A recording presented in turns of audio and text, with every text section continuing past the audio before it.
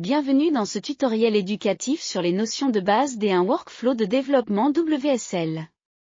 Nous allons explorer les outils, utilitaires de ligne de commande, langage de code framework et pratiques standards qui composent un workflow de développement WSL. Commençons par les recommandations relatives aux outils de développement. Si vous débutez avec WSL, nous vous conseillons d'utiliser Visual Studio Code avec l'extension WSL. Visual Studio Code est un éditeur de code open source offrant des fonctionnalités telles que le débogage, la complétion intelligente du code et des commandes J intégrées.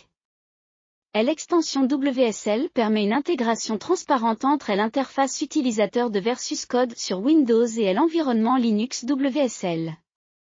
Pour la ligne de commande et les utilitaires, nous recommandons d'utiliser le terminal Windows avec Bash et des PowerShell personnalisés.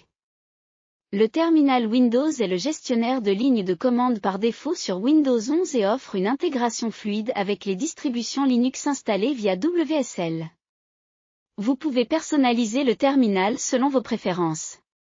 Bash et PowerShell peuvent être combinés dans le terminal Windows pour une flexibilité accrue.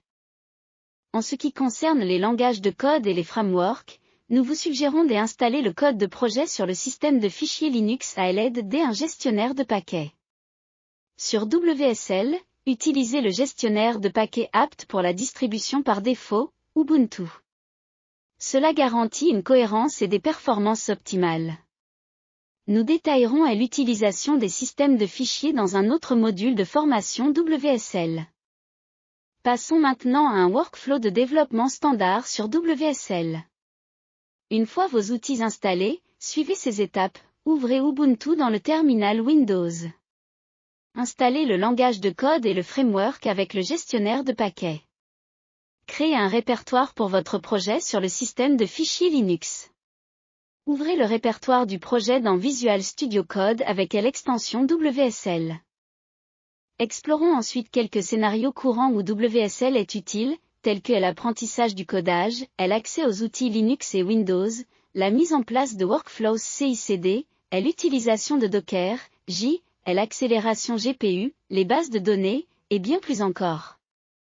Cependant, il est essentiel de noter quelques limitations de WSL, notamment son usage orienté vers le développement plutôt que la production, la gestion légère de la machine virtuelle, et les accès automatiques aux fichiers Windows pouvant causer des comportements inattendus dans certaines situations.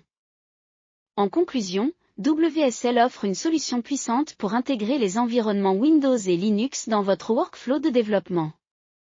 Et n'hésitez pas à explorer davantage les commandes WSL et Linux pour maximiser votre productivité. Merci de suivre ce tutoriel éducatif sur les notions de base d'un workflow de développement WSL.